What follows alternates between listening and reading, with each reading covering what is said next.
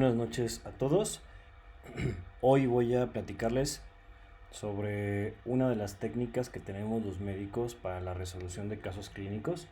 Es una de las técnicas más clásicas que existen en la historia de la medicina, sobre todo cuando surge la fisiopatología como disciplina y como rama que permite explicar los cambios fisiológicos y sus manifestaciones llamadas signos y síntomas cuando una persona tiene una enfermedad, a diferencia de la fisiología donde aprendemos los procesos normales del cuerpo humano. Justamente esta fisiopatología se enfoca en explicar por qué tenemos ciertos signos, ciertos síntomas y ciertas manifestaciones clínicas, incluso ciertas complicaciones, etcétera, cuando tenemos una enfermedad. Sin embargo, los médicos que nos encargamos de hacer los diagnósticos de muchas condiciones, no siempre tenemos tan claro el cuadro clínico y no siempre tenemos tan claro cuál va a ser el diagnóstico del paciente. Y obviamente hay muchas maneras de resolver un caso clínico, pero esta técnica se llama mediante el uso de signos, síntomas y síndromes. Todo el mundo sabe que los médicos resolvemos de esta manera. Sin embargo, a veces no lo hacemos de una manera tan ordenada. Cuando lo hacemos de manera ordenada, a esto le podemos conocer como razonamiento clínico basado en síndromes o diagnóstico sindromático.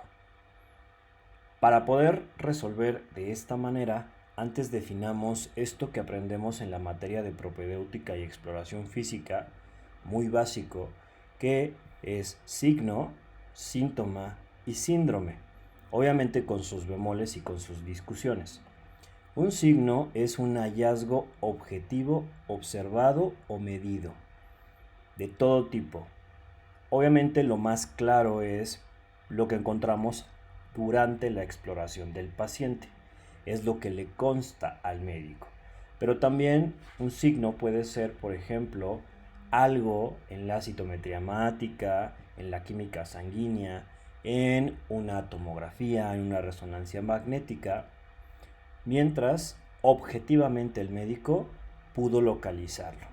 O sea, lo midió, lo observó, lo fotografió, lo obtuvo de la historia clínica, pero es algo objetivo.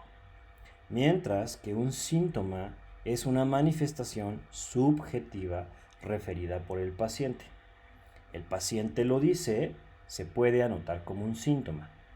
Quizás aquí la única acotación que diría es que los médicos intentamos, incluso a pesar de que es una manifestación subjetiva, ser objetivos en cómo lo redactamos en la historia clínica. En un momento bien dado en la historia clínica, en el padecimiento actual o en el momento actual, puedes usar las palabras del paciente, pero al momento de realizar el algoritmo diagnóstico, lo que te haya referido el paciente, debes expresarlo con terminología adecuada. Si el paciente dice que le duele la cabeza, tú vas a respetar, no vas a juzgar si le duele de verdad o no le duele. Tú vas a anotar en la historia clínica o en el punto donde estés resolviendo el caso, cefalea, ¿de acuerdo? Si el paciente te dice que percibe que tiene el ojo seco, vas a poner términos como probable ser oftalmia. Y quizás después lo pones en signos, si ya te consta o ya le hiciste una prueba, ser oftalmia como signo. Mientras el paciente refiera a algo, eso es un síntoma. Y luego está la definición de síndrome, que es el conjunto de signos y síntomas que orienta a un mismo proceso patológico. O también a veces lo definen como conjunto de signos y síntomas que forma una entidad descrita reconocible en los libros de medicina, pero que no representa como concepto el nombre final de la enfermedad o condición del paciente. ¿De acuerdo? Muchos pacientes pueden pasar meses o años yendo a consultas donde solo se les ha mencionado su síndrome, pero todavía no han integrado un diagnóstico final. Y desafortunadamente, muchos médicos abordan mal los casos, pareciendo que tratan solo signos, solo síntomas o solo síndromes. Ahora, no siempre tenemos que tener un diagnóstico final. porque quizás hay padecimientos que no son graves, donde podríamos quedarnos con el síndrome y dar algo que se conoce como tratamiento empírico, es decir, el manejo que más probablemente haga que el paciente deje de tener estos signos y síntomas, ¿de acuerdo? Pero cuando este síndrome sí puede integrar una enfermedad final de importancia a futuro, una enfermedad rara, una enfermedad grave o una que el nombre depende de que su manejo sea adecuado o que un tratamiento empírico no sea suficiente, como en la gran mayoría de los casos, sí es necesario que el médico integre el nombre de la enfermedad final. ¿De acuerdo? Por poner un ejemplo, hay personas que llevan 1 año o 2 años diciendo tengo anemia, pero nunca han avanzado en investigar exactamente qué tipo de anemia. Una anemia por deficiencia de hierro, una anemia por deficiencia de complejo B, una anemia hemolítica, y esa a su vez tiene muchas causas, una anemia congénita o genética como las talasemias o la anemia de células falciformes, una anemia secundaria a otra enfermedad, o etcétera, etcétera, ¿verdad? Ok, ¿cuáles pequeños bemoles podemos hacer? Pues que algunos casos, algunos síntomas pueden ser signo si el médico objetivamente ya lo observó. Y otra cosa es la distinción de definición de síndrome de acuerdo al contexto. En el contexto de genética y embriología, la palabra síndrome se define completamente diferente. En genética, la palabra síndrome, por poner un ejemplo, síndrome de Down, síndrome de Patau, síndrome de Edwards, que en realidad si te pones a pensar son enfermedades o condiciones, ¿de acuerdo? Desde la perspectiva de genética está bien decirles síndromes a pesar de que son enfermedades, porque en genética se define como conjunto de rasgos físicos y o dismorfias que tiene un origen genético. Los genetistas inventaron este término síndrome porque ellos tienen que hacer la distinción con otras condiciones que no tienen origen genético, como asociación, ejemplo asociación Bacter, o disrupciones, o displasias, o espectros, etcétera, etcétera, ¿de acuerdo? Pero en general, en medicina interna, en la mayoría de la resolución de casos clínicos en medicina y en la materia de fisiopatología, es necesario hacer la definición de síndrome de acuerdo a la propedéutica clásica, conjunto de signos y síntomas que orienta a un mismo proceso patológico sin que el concepto represente la enfermedad final. Si el médico logra localizar adecuadamente los signos, síntomas y síndromes de un paciente, puede tener un diagnóstico o al menos una impresión diagnóstica y también avanzar en un determinado momento hacia los diagnósticos diferenciales. Los diagnósticos diferenciales son la enfermedad o enfermedades que crees que no más probablemente tiene tu paciente, pero que vas a guardar por ahí mentalmente o consignar como diagnósticos diferenciales en la historia clínica o a descartar a futuro si el diagnóstico al final, durante las pruebas confirmatorias de gabinete, laboratorio o posteriores valoraciones, parece no ser el verdadero diagnóstico, ¿de acuerdo? O sea, son las enfermedades que se nos podrían confundir, ¿de acuerdo?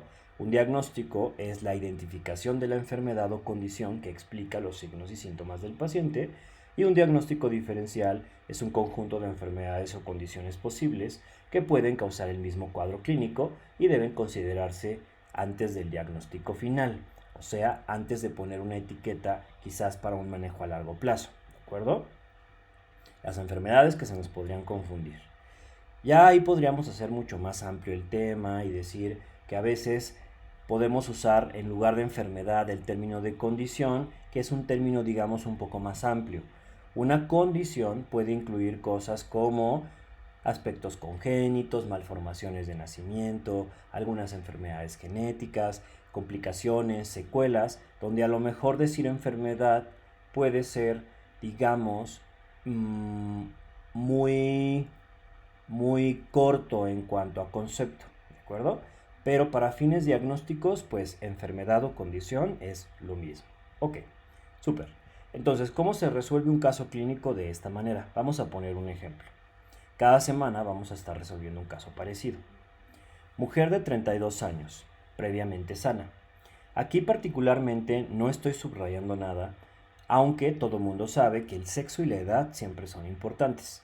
Pero no lo estoy subrayando en este momento porque vamos a hacer el ejercicio de solo guiarnos con signos, síntomas, síndromes. Ahora, no siempre tenemos que resolver de esta manera, ¿de acuerdo? Hay muchas maneras de resolverlo. Hoy podemos utilizar herramientas diagnósticas, páginas que nos ayudan a resolver mediante la colocación de los términos médicos y pues ustedes saben mejor que yo, actualmente aprovechamos la inteligencia artificial para poder resolver casos clínicos. También hay muchas otras herramientas o incluso uno puede resolver por experiencia. Es decir, tú en la vida real a lo mejor podrías enfrentarte a este mismo caso, podrías hacer algunas anotaciones en un papel o mentalmente ir resolviendo el caso porque la experiencia puede hacer que muchos de los procesos mentales se agilicen. Sin embargo, cuando estamos ante un caso clínico desconocido para nosotros o complejo, o también cuando estamos formándonos como estudiantes, es positivo realizar este ejercicio porque te ayuda a no cometer omisiones. También pasa mucho que hay muchos sesgos cognitivos, a veces el exceso de confianza puede ser peligroso. Entonces, esta manera de resolver casos parece ser, digamos, muy preventiva en cuanto a cometer errores y también permite el aprendizaje, porque algo que no nos enseñan siempre en la escuela es estos síndromes de la unión de muchos signos y síntomas que a veces uno va aprendiendo con la experiencia. En medicina uno los va cachando a lo largo de la carrera, lo cual es desafortunado, pero también es entendible. No hay como tal un lugar donde puedas tú encontrar todos los síndromes médicos porque son potencialmente millones. Además, hay muchas diferencias como concepto en la literatura. Es más, no pasa nada si a un conjunto de síntomas y signos les llamas síndrome, sin que esto esté estandarizado en la literatura, lo colocas en un espacio algorítmico de diagnóstico. Sin embargo, por supuesto que podemos ir aprendiendo a lo largo de la carrera que muchos de estos síndromes están más estandarizados en la literatura. Velos aprendiendo son síndromes, por ejemplo, como el síndrome febril, el síndrome colestásico, el síndrome anémico, etc. Pero bueno, continuando con el ejercicio, esta mujer de 32 años, previamente sana, acude por un cuadro de 8 días de evolución, caracterizado por fiebre no cuantificada. Observa que es algo que ella refiere, por lo tanto aquí lo colocan como síndrome. En este ejercicio, como síntoma, en este ejercicio coloqué en verde los diferentes síntomas. Escalofríos, síntoma, astenia, síntoma, hiporexia, poco apetito, síntoma, y malestar general, síntoma. 5 días antes de su ingreso comenzó con dolor en flanco derecho, síntoma. Obviamente el médico ahí ya va pensando algunas cosas, ¿verdad? Es un sitio donde hay riñón, etc. Inicialmente sordo y posteriormente de mayor intensidad, acompañado de disuria. La disuria es la dificultad para orinar, a veces es la dificultad, a veces con dolor. Polaquiuria, la polaquiuria es cuando una persona va en mayor cantidad de ocasiones al baño. Y urgencia urinaria. La urgencia urinaria es casi como la polaquiuria.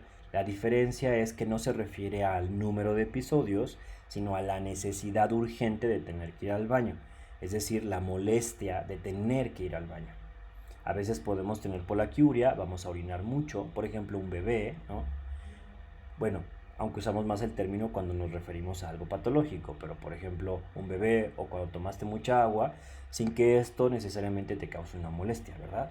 Pero cuando vas al baño y tienes una incomodidad por tener que estar yendo al baño, eso es justamente lo que llamamos urgencia urinaria, síntoma.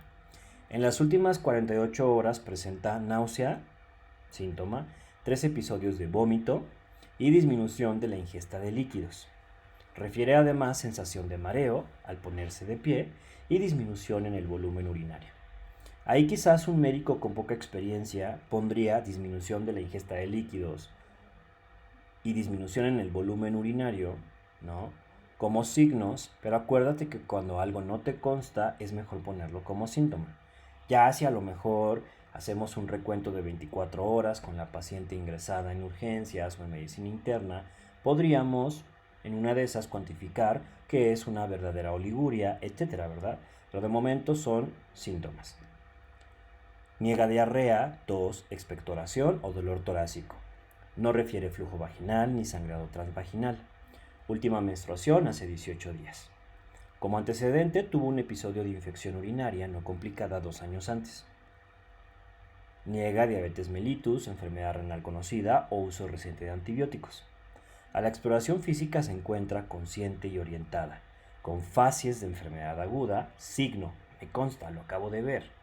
Mucosa oral discretamente seca. Ahora, conforme vamos redactando una historia clínica o leyendo un caso clínico, porque resolver casos clínicos nos puede entrenar para exámenes complejos como el examen Ceneval o el examen nacional de residencias médicas, nos puede llegar también a servir para entender que a veces podemos leer en el caso clínico, pero nosotros tenemos que interpretar con lenguaje objetivo.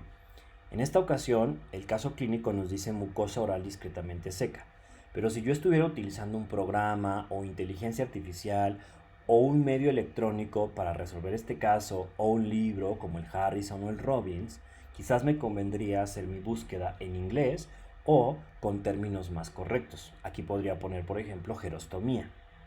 Si tuviera ojo seco, geroftalmia. ¿Me explico? Estos términos nos pueden ayudar.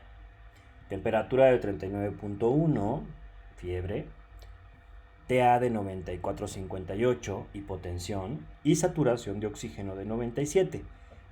Sigue siendo normal.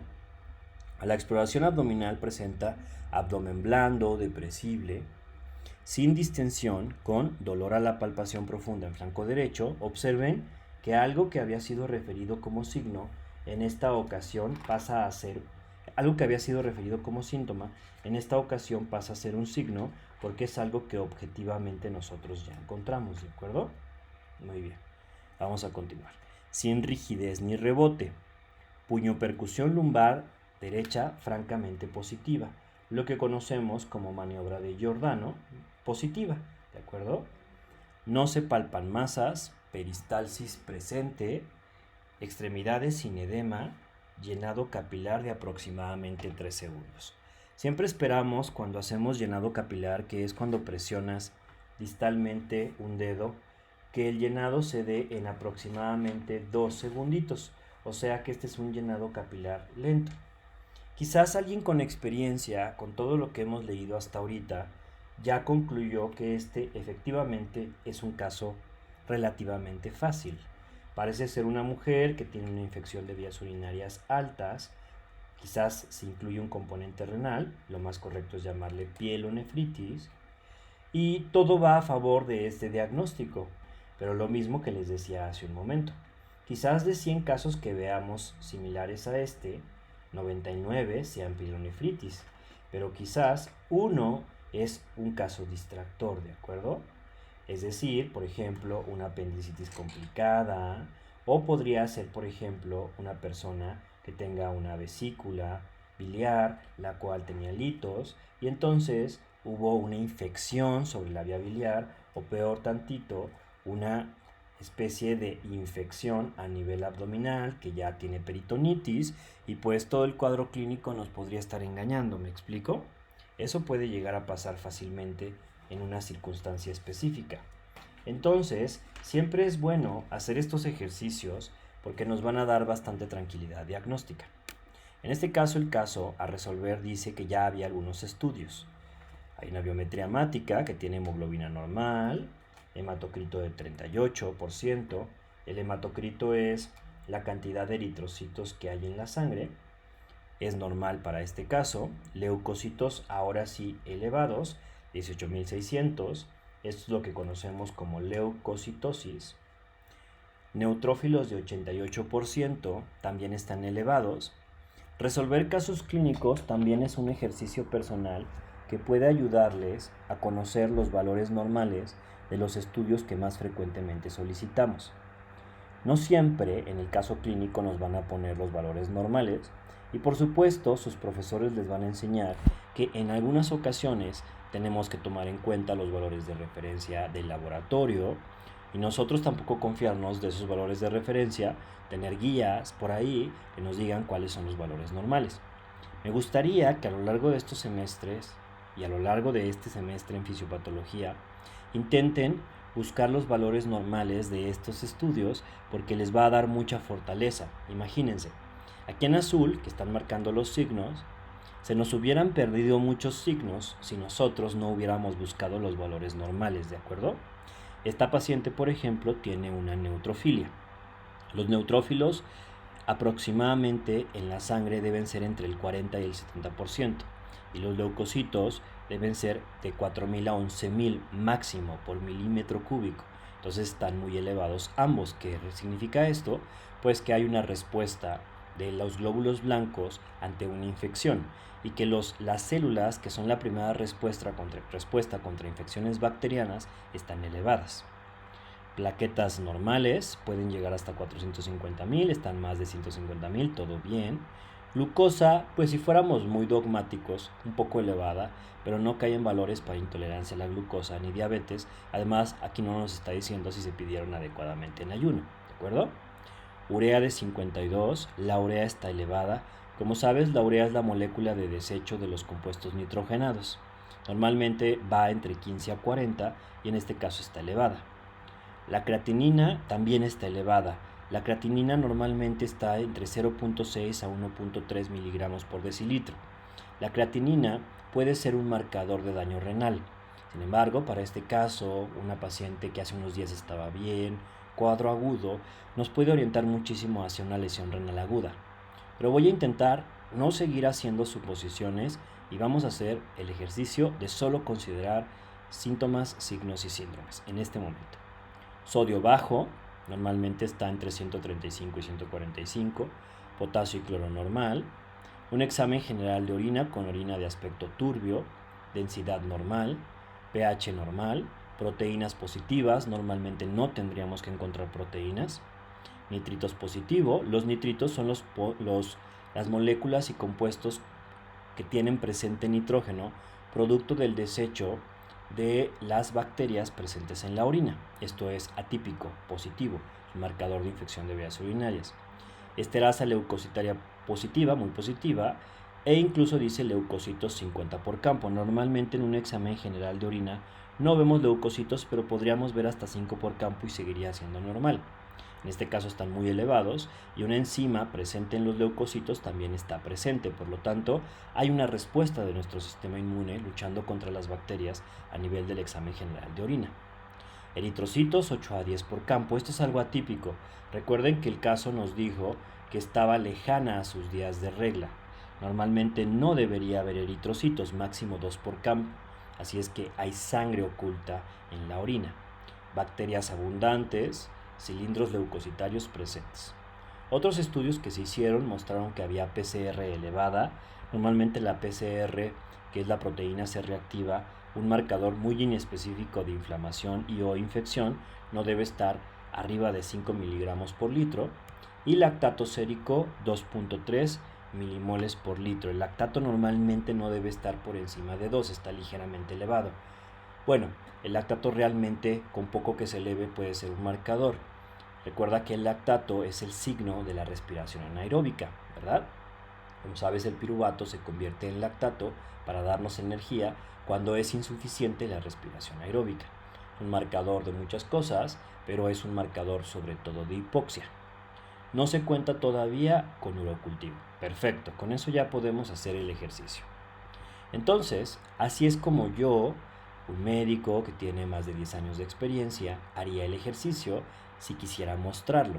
Sin embargo, debes saber que no tienes que hacerlo tan completo como yo, porque lo que intento en esta materia, fisiopatología, es que tú intentes hacer algoritmos de búsqueda. Sin embargo, sí te invitaría a que uno lo hagas a mano para que estos procesos mentales los vayas practicando desde muchas perspectivas. Y 2, que intentes durante este semestre dividir tu hoja o el lugar como vayas a presentar tu resolución del caso clínico en 4 apartados. Uno para síntomas, otro para signos, otro para síndromes y otro para enfermedades. A ver, que si no lo haces así tampoco pasa nada, pero esto es importante para el ejercicio porque nos ayuda a practicar esto que dijimos que es la resolución de casos con base en signos y síntomas. Síntomas que vimos en este caso, a mí me gusta siempre poner antes los síntomas porque es lo que dice el paciente, generalmente es lo que primeramente preguntamos, y después los signos, que es lo que el médico ya busca. Esta paciente tenía fiebre, escalofríos, astenia, hiporexia, malestar general, dolor en flanco derecho, disuria, polaquiuria, urgencia urinaria, vómito, náusea, mareo ortostático, disminución subjetiva del volumen urinario, y como signos, fiebre, taquicardia, acuérdate que no debe ir arriba de 100 nuestro latido cardíaco, taquipnea, normalmente no debe ir arriba de 18, algunos lugares dice 20, hipotensión, mucosas secas, llenado capilar prolongado y dolor en flanco derecho, Giordano positivo, leucocitosis, neutrofilia, elevación de PCR, piuria. La piuria se define como la presencia de leucocitos en la orina. Había muchos signos de leucocitos presentes en la orina. Bacteriuria, nitritos positivo, esterasa leucocitaria positiva, microhematuria, cilindros leucocitarios. Durante este ejercicio observa que muchos de los signos los estoy colocando ya con los términos más correctos. Intenta hacer este ejercicio a lo largo del semestre. Elevación de urea y creatinina, hiponatremia leve, lactato discretamente elevado.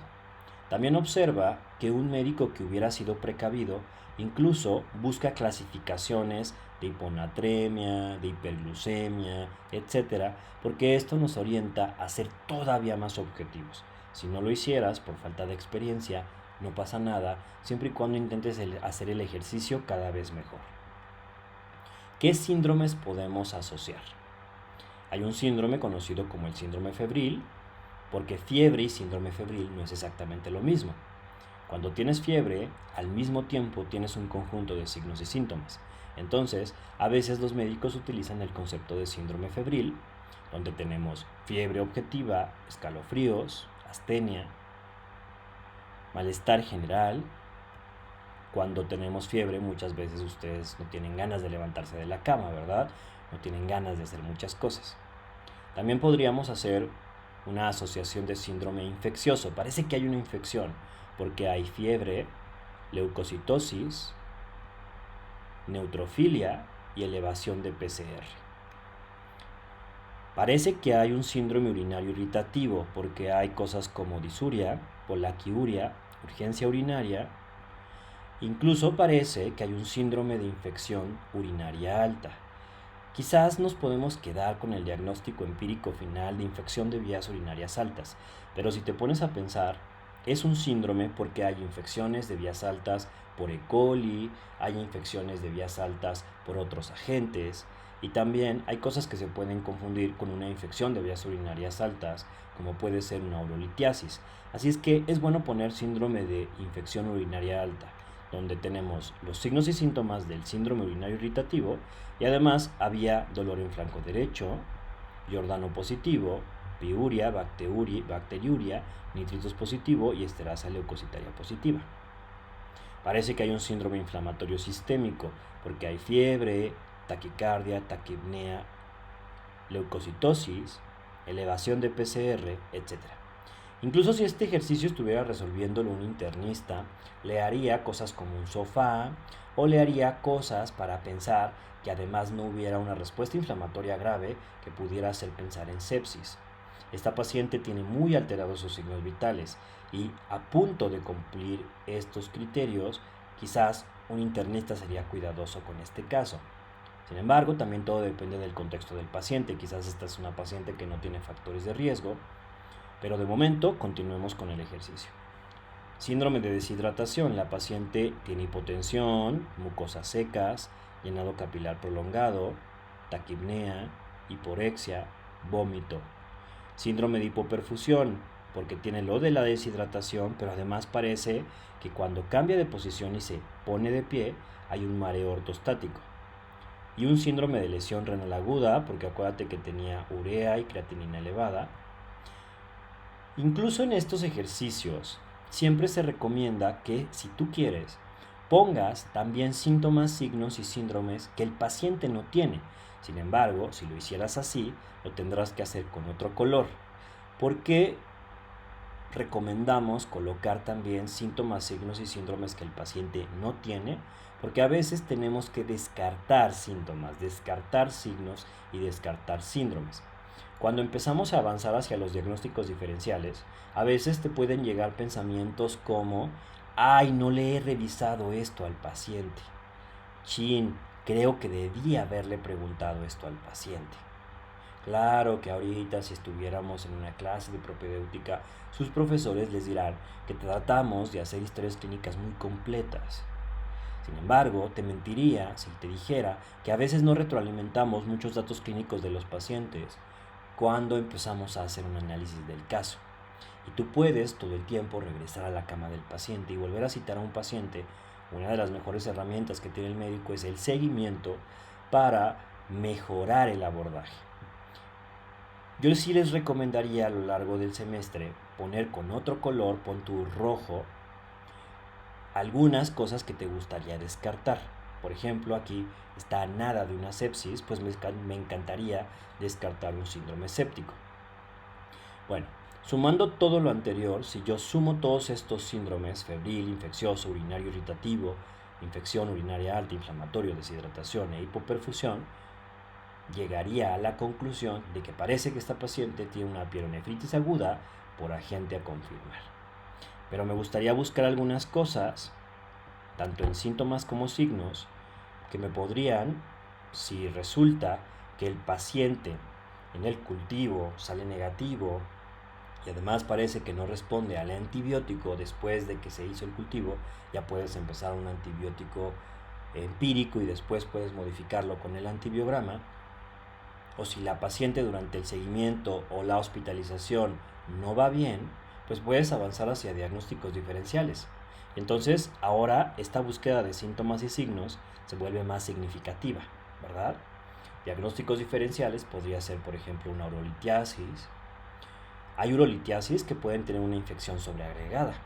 Y aquí todavía no hemos pedido un ultrasonido o una tomografía que confirme si de verdad tiene o no tiene piedritas en los riñones. Una pionefrosis, un absceso renal, un absceso perinéfrico son por supuesto condiciones donde puede haber infección sobre vía urinaria. También una cistitis complicada en un determinado momento puede tener síntomas más altos. Hay zonas a nivel abdominal que pueden tener dolores referidos.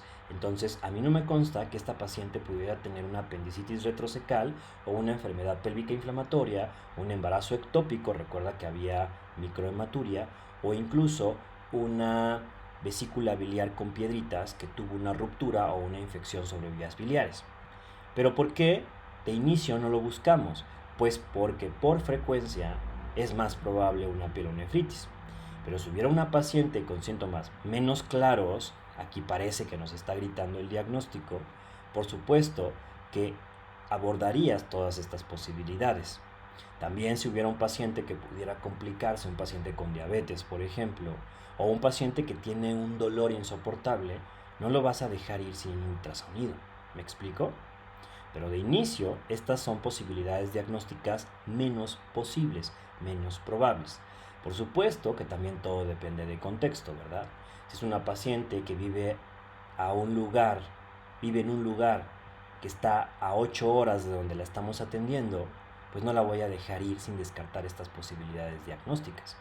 También, si entre los diagnósticos diferenciales hubiera una enfermedad mortal muy grave, tengo que abordar, por supuesto, y esto siempre lo tengo que hacer, preguntas que me ayuden a saber que de verdad no tiene estos síntomas ni estos signos, ¿de acuerdo? E incluso si no fuera una pielonefritis aguda y durante la búsqueda de los diagnósticos diferenciales no tengo una conclusión, puedo avanzar hacia lo raro de lo raro, los diagnósticos diferenciales menos frecuentes, una glomerulonefritis, necrosis papilar o algo por el estilo. ¿Me explico? Alguna de estas condiciones puede también ser. ¿Me explico? Muy bien, pues básicamente así es como resolvemos un caso. En este caso no hubo duda. De hecho, de inicio, aunque yo le eché mucha cremita a mis tacos, pues era un diagnóstico bastante fácil, que muchos médicos generales pueden resolver muy bien durante el abordaje normal de la consulta. ¿Me explico? Pero hacer estos ejercicios nos pueden orientar muchísimo para mejorar nuestra facilidad de resolver casos clínicos. Ahora, noten que lo hice de esta manera. Pero en la vida real, cuando hacemos estos ejercicios, hay muchas maneras de llegar a Roma. A lo mejor hay alguien que quiere hacer mejor trabajo de síntesis, algo que claramente yo no tengo en este momento cuando intento explicarles este ejercicio, y desea hacer un esquema más sencillo. Les estoy poniendo, hecho con inteligencia artificial, un ejemplo de cómo un alumno podría resolverme esto de manera un poco más práctica, poniendo los síntomas y signos que él cree son los óptimos, idóneos y básicos para poder armar algunos síndromes, para después armar la pielonefritis y los diferenciales más importantes. También luego hay estudiantes que durante la resolución de este tipo de ejercicios aprovechan para estudiar. Ponen definiciones al lado de sus signos y síntomas, como el valor de fiebre, la definición de Giordano, o a lo mejor hacen anotaciones de sus procesos mentales, como aquí que dice vómito fiebre, síndrome de deshidratación, disuria, polaquiuria, urgencia, sin ponerlo en el lugar correcto, y eso también está bien, porque los procesos mentales cuando realizamos un organizador gráfico, pues básicamente si el organizador gráfico te sirve a ti, es un buen organizador gráfico. Además, aquí lo estamos haciendo como una especie de mapa conceptual que tiene como fondo una especie de tabla de 4 columnas, pero hay muchos tipos de organizadores gráficos. A lo mejor hay quien quiere resolver primero el diagnóstico y luego hace todo un esquema que justifique por qué este fue su diagnóstico final.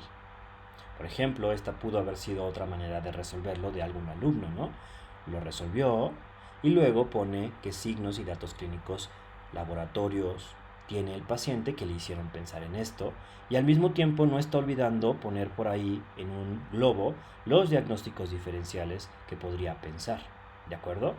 También, al ser este un ejercicio de fisiopatología, aquí yo no lo abordé, pero si alguno de los alumnos quisiera poner imágenes de fisiopatología, órganos y la relación que existe entre estos órganos, pues sería maravilloso, porque justamente yo intento que hagan muchos de estos razonamientos de fisiopatología. Bueno, esta fue un ejemplo de cómo podemos resolver mediante diagnóstico sindromático y resolución de casos clínicos mediante signos, síntomas y síndromes. Espero les haya servido y muchísimas gracias. Cada semana estaremos mandando un ejercicio de este tipo para que ustedes lo resuelvan.